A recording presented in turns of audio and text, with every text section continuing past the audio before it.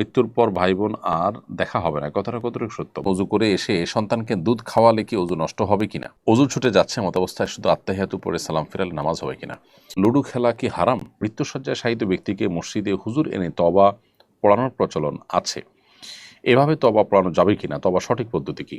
কি পরিমাণ পাপে লিপ্ত হলে একজন মুসলমান ব্যক্তির অন্তরে সিল মেরে দেওয়া হয়? এই সিল থেকে পরিত্রাণ পাওয়ার উপায় কি? নামাজরত অবস্থায় যদি কোনো নেগেটিভ চিন্তা ভাবনা আসে তাহলে নামাজ ছুটে যাবে কিনা? স্বামী যদি স্ত্রীকে বলে তোমার রাগ বা স্বভাব আমার মায়ের মতো, তাতে কি জিহার হয়ে যাবে? জন্মদিনে কি বিয়ে করা যাবে? মুরব্বীরা বলেন জন্মদিনে বিয়ে করলে নাকি সংসার টিকে না। বাবরি চুল নিয়ে কিছু বলবেন? বাবরি রাখার কি নির্দিষ্ট কোনো বয়স আছে? কৃত্রিম বুদ্ধিমত্তার প্রতি মানুষের দিন দিন নির্ভরশীলতা বাড়ছে। হঠাৎ কোনো মাসআলা জানতে হলে এআইকে জিজ্ঞাসা করে তার উপর নির্ভর করে আমল করা যাবে কিনা? চলুন তাহলে আর বিলম্ব না করে ইতিমধ্যে আমাদের কাছে যে সমস্ত প্রশ্ন চলে এসেছে সেগুলোর উত্তর দেওয়ার পালে আমরা প্রবেশ করি। মাই ড্রিম আইডি থেকে আপনি লিখেছেন, অজু করে এসে সন্তানকে দুধ খাওয়ালে কি অজু নষ্ট হবে কিনা? অজু দুধ পান করানোর কারণে নষ্ট হবে না, কারণ অজু ভঙ্গের বিষয়টি আমাদের শরীর থেকে অপবিত্র কোনো বিষয় বের হওয়ার সাথে সম্পৃক্ত। তো মা যখন সন্তানকে দুধ খাওয়ান তখন সেই দুধটা কোনো নাপাক কোনো বিষয় না, বিধায় এ দুধ শরীর থেকে নির্গত হলো, সন্তান পান করলো, তার ফলে মায়ের অজু নষ্ট হওয়ার কোনো কারণ নেই। মামুন হাসান আপনি লিখেছেন, অজু ছুটে যাচ্ছে মত অবস্থায় শুধু আত্তাহিয়াতু পড়ে সালাম ফিরালে নামাজ হবে কিনা? অজু ছুটে যাচ্ছে এরকম অবস্থায় যদি আপনি শুধু আত্তাহিয়াতু পড়েন এবং আত্তাহিয়াতু পড়ে তারপরে আপনি যদি সালাম ফেরান তাহলে সেক্ষেত্রে নামাজ হয়ে যাবে।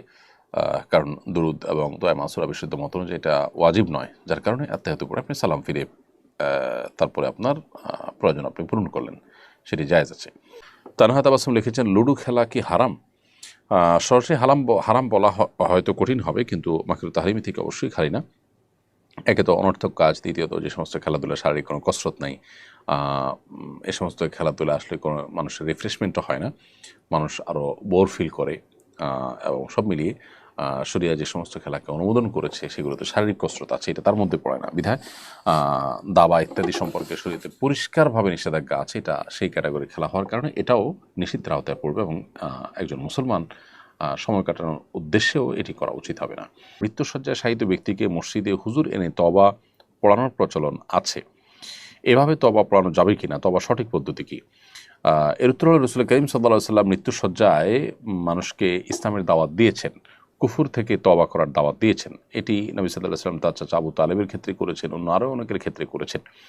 অতএব সেগুলো থেকে যদি তওবা করানো যায় তাহলে গুনাহের বিষয়টি তো অবশ্যই করানো যাবে। কোনো পাপাচার থেকে, অন্যায় কাজ থেকে কোনো ব্যক্তিকে মৃত্যুসজ্জায় তওবা পড়ানো যেতে পারে। তবে হ্যাঁ, একেবারে মৃত্যুর আলামত প্রকাশ পেয়েছে, সর্বশেষ পর্যায়ে চলে গেছে, এরকম পর্যায়ে আসলে আর তওবা গ্রহণযোগ্য হয় না, সেটি ভিন্ন বিষয়। আর যেহেতু রাসূল আকরাম সাল্লাল্লাহু আলাইহি ওয়াসাল্লাম তওবা পড়েছেন, অতএব কোনো আলেম ওলামা যদি তওবা পড়ান সে অর্থে এটি জায়েজ আছে ইনশাআল্লাহ তাআলা। এরপরে প্রশ্ন হলো, ঠিক কি পরিমাণ পাপে লিপ্ত হলে একজন মুসলমান ব্যক্তির অন্তরে সিল মেরে দেওয়া হয়? এই সিল থেকে পরিত্রাণ পাওয়ার উপায় কি? দেখুন, আমরা তিনটি গুনাহ বা অপরাধের কথা বলবো, যে তিনটি গুনাহ বা অপরাধের ফলে মানুষ অন্তরে মোহর মেরে দেওয়ার কথা হাদিসে বর্ণিত হয়েছে। তার ভিতরে একটা হলো বারবার গুনাহ করতে থাকা। একই অপরাধ যদি বেপরোয়াভাবে মানুষ বারবার করতে থাকে তখন তার অন্তরে আসলে মোহর মেরে দেওয়া হয়, বা অন্তরে সত্য অসত্য নিরূপণ করার শক্তি হারিয়ে ফেলে। মোহর মারা বলতে, সিল মারা বলতে আপনার কোনো একটা স্বচ্ছ আয়না, সেটা দিয়ে মানুষ ভালো মন্দ দেখে, চেহারা ত্রুটি বিচ্যুতি দেখতে পায়, কিন্তু যখন সে আয়নাটাতে ময়লা পড়ে ভরে যায় তখন সেটা দিয়ে আর সত্য অসত্য, ভালো মন্দ, সুন্দর অসুন্দর এটা দেখা যায় না।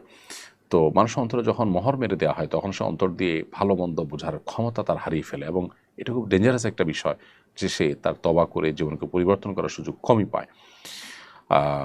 এরকম একটি বিষয় হলো যে বারবার কোনো লোক যখন পাপাচারে লিপ্ত হয়, এ সম্পর্কে মুসনাদ আহমদ একটি হাদিস, প্রসিদ্ধ হাদিস রয়েছে যে আমরা অনেকে শুনেছি। নবী সাল্লাল্লাহু আলাইহি ওয়াসাল্লাম বলেছেন, কোনো ইমানদার বান্দা যখন কোনো গুনাহ করে তখন তার অন্তরে একটা কালো দাগ পড়ে, যখন সে আবার গুনাহ করে আরেকটা দাগ পড়ে, আর যদি গুনাহ করে সে তওবা করে ওটা মুছে যায়, আর যদি তওবা না করে তাহলে আরেকটা, ওটা তো আছেই, আবার গুনাহ করলে আবার আরেকটা দাগ পড়ে, এভাবে বাড়তে বাড়তে একটা পর্যায়ে তার অন্তর ময়লায় পরিপূর্ণ হয়ে যায়। অন্তরের উপরে আয়নার মতো করে, আয়না, স্বচ্ছ আয়না যেরকম দাগ পড়ে যায় তার পুরো অন্তরের উপরে দাগ পড়ে যায়। এরপর নবী সাল্লাল্লাহু আলাইহি ওয়াসাল্লাম কোন আয়াত তেলাওয়াত করেছেন, কাল্লা বাল রানা আলা কুলুবিহিম মা কানু ইয়াকসিবুন। এরকম বারবার পাপাচার করতে করতে মানুষ অন্তরে উপরে ঝং ধরে যায়, লোহার উপরে যেরকম ঝং ধরে যায় এরকম ময়লা পড়ে যায়, মরিচিকা পড়ে যায়। তাহলে এটা একটা বিষয় যেটার ফলে মানুষ অন্তর মহরম মারার মতো একটা পর্যায়ে চলে যায়। আল্লাহ মাফ করুক একই গুনাহ বারবার করতে করতে। দ্বিতীয়ত, লাগাতার 3 সপ্তাহ বেশি জুমার নামাজ তরক করলে তাদের অন্তরে মোহর মেরে দেওয়া হয়। এ সম্পর্কে সুনান আবু দাউদে হাদিস বর্ণিত হয়েছে। নবী করিম সাল্লাল্লাহু আলাইহি ওয়াসাল্লাম বলেছেন যে মান তারাকা সালাসা জুমাইন তাহাবুনান, যে ব্যক্তি অলসতা বশত 3 জুমা পরিহার করলো, ত্যাগ করলো, পড়লো না, তবে আল্লাহ আলা কলবে, তার অন্তরে আল্লাহ তাআলা মোহর মেরে দেন। যারা দূর দেশে প্রবাসে আছেন, যত কষ্ট হোক জুমার নামাজ তাদের পড়া উচিত। এভাবে মাসকে মাস আপনি জুমা তরক করলেন, এটা খুবই ভয়াবহ একটি বিষয়। আর সর্বশেষ যেটি, সেটা হলো যে কুফরি কাজ করলে, কারণ আল্লাহ তাআলা কোরআনে কারিমে বলেছেন বালতাবা আল্লাহু আলাইহা বিকুফরিহিম, কুফরির কারণে অনেকের অন্তরকে আল্লাহ তাআলা মোহর মেরে দেন। অতএব আল্লাহর কুফরি হয়, আল্লাহর প্রতি অস্বীকৃতি হয়, অস্বীকার করা হয় আল্লাহর কোনো বিষয়কে, সেরকম গুনাহ থেকে আমরা বেঁচে থাকার চেষ্টা করবো। আল্লাহ তাআলা আমাদের অন্তরগুলোকে সবসময় হক এবং সত্যকে গ্রহণ করার জন্য উপযোগিতা দান করুন। মোহাম্মদ তাওহীদ লিখেছেন, নামাজরত অবস্থায় যদি কোনো নেগেটিভ চিন্তা ভাবনা আসে তাহলে নামাজ ছুটে যাবে কিনা। নেগেটিভ চিন্তা ভাবনা আসলে নামাজ ছুটে যাবে না, তবে আল্লাহর অস্তিত্ব সম্পর্কে বাজে চিন্তা যদি আসে, সাথে সাথে সেটা আপনি ডাইভার্ট করে ভালো চিন্তায় রূপান্তর করার বা তওবা করার বা অন্য দিকে নিয়ে যাওয়ার চেষ্টা করবেন, কিন্তু এর ফলে নামাজ নষ্ট হবে না। আর ইচ্ছাকৃতভাবে এরকম চিন্তা যদি আপনি করেন সেটা গুনাহের কথা, কিন্তু সেটা নামাজ নষ্ট হওয়ার সম্পর্ক নেই। এরপরে জাহানারা তামান্না আপনি লিখেছেন, স্বামী যদি স্ত্রীকে বলে তোমার রাগ বা স্বভাব আমার মায়ের মতো, তাতে কি জিহার হয়ে যাবে? না, একটা বিশেষ কোনো বিষয়ের ক্ষেত্রে যদি বলে এর কারণে জেহার হবে না, যেটির কারণে স্বামী স্ত্রীর মধ্যে সম্পর্ক থাকে না এবং সম্পর্কের স্বাভাবিক গতি নষ্ট হয়, সেরকম কিছু হবে না। বিশেষ কোনো গুণ বা বৈশিষ্ট্যের ক্ষেত্রে যদি এরকম স্ত্রীকে মায়ের সাথে তুলনা করা হয়। এমনি হাবিব আপনি লিখেছেন, জন্মদিনে কি বিয়ে করা যাবে? মুরব্বীরা বলেন জন্মদিনে বিয়ে করলে নাকি সংসার টিকে না। এটা একেবারেই অনর্থকতা, কুসংস্কারচ্ছন্ন যে কোনো দিন বিয়ে হতে পারে, জন্মদিনে বিয়ে হতে কোনো অসুবিধা নেই। এমডি জিহাদ সরকার লিখেছেন, শিকদার লিখেছেন, বাবরি চুল নিয়ে কিছু বলবেন। বাবরি রাখার কি নির্দিষ্ট কোনো বয়স আছে? কোনো বয়স নাই, বাবরি চুল রাখতে পারেন আপনি। তবে সাধারণত প্রাপ্তবয়স্ক হওয়ার পরেই মানুষ বাবরি চুল রাখে, এবং যদি অপ্রাপ্তবয়স্ক বিশেষ করে শ্বশ্রবিহীন অবস্থায় বাবরি চুল রাখলে সেটি যদি কোনো কারণে ফিতনার আশঙ্কা হয় তাহলে সেটা অ্যাভয়েড করা দরকার। অবশ্য শরীয়ত আমাদেরকে কোনো বয়স ঠিক করে দেন যে এই বয়সের আগে রাখা যাবে না বা এই বয়সের পরেই রাখতে হবে, এমন কোনো বাধ্যবাধকতা শরীয়ত আমাদেরকে দিয়ে দেয়নি। লিয়া আখতার আপনি লিখেছেন, শুনলাম মৃত্যুর পর ভাই বোন আর দেখা হবে না, কথাটা কতটুকু সত্য? ভাই বোনের দেখা মৃত্যুর পর আর হবে না এমন কোনো কথা কোরআন বা সুন্নাহ কোথাও আছে বলে আমাদের জানা নেই। অতএব এটি একান্ত কারোর মন গড়া কথা। যদি ভাই বোন জান্নাতি হয়ে থাকেন তাদের সাথে সাক্ষাৎ হবে, কিয়ামতের ময়দানে সাক্ষাৎ হতে পারে। আল্লাহ তাআলা বলেছেন, ইয়াওমা ইয়াফিরুল মারউ মিন আখিহি ওয়া উম্মিহি ওয়া আবিহি, মানুষ কিয়ামতের ময়দানে নিজের ভাইকে দেখে পলায়ন করবে। তাহলে যে দেখা হবে না এ কথা তো সঠিক নয়। কৃত্রিম বুদ্ধিমত্তার প্রতি মানুষের দিন দিন নির্ভরশীলতা বাড়ছে। হঠাৎ কোনো মাসআলা জানতে হলে এআইকে জিজ্ঞাসা করে তার উপর নির্ভর করে আমল করা যাবে কিনা? গুরুত্বপূর্ণ এবং সময়োপযোগী একটি প্রশ্ন। আর্টিফিশিয়াল ইন্টেলিজেন্স বা এআই এর ব্যবহার দিন দিন বাড়ছে।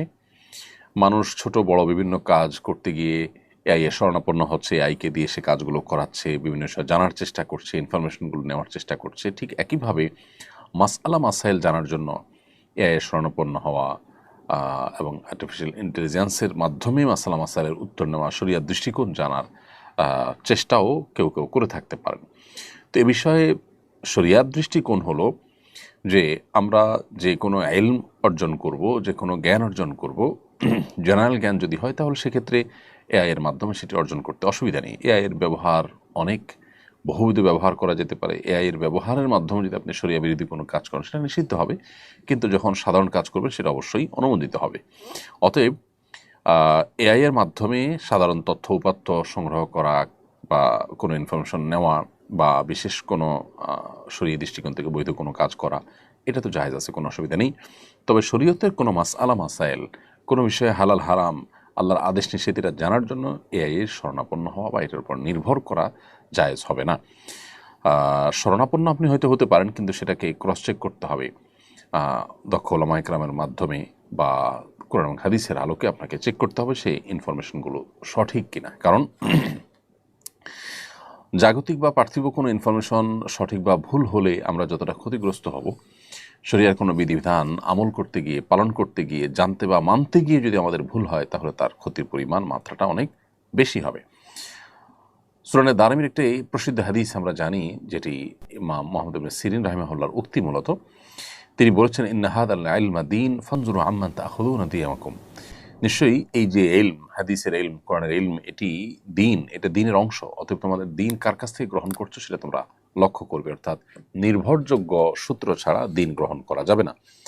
অতএব এআই বা আর্টিফিশিয়াল ইন্টেলিজেন্স এর উপরেই শুধুমাত্র নির্ভর করলে সেক্ষেত্রে সঠিক মাসআলা পরিপূর্ণ আমরা নাও জানতে পারি। কারণ আর্টিফিশিয়াল ইন্টেলিজেন্স মূলত তার নেটওয়ার্কের ভিতরে যা আছে, সে যা পাবে সেখান থেকে সে আমাদেরকে আসলে কাস্টমাইজ করে কিছু ইনফরমেশন হয়তো দিবে, বাট সেই ইনফরমেশনগুলো সঠিক কিনা, সেখানে ভুলভাল আছে কিনা, সেটা আমাদের চেক করা উচিত।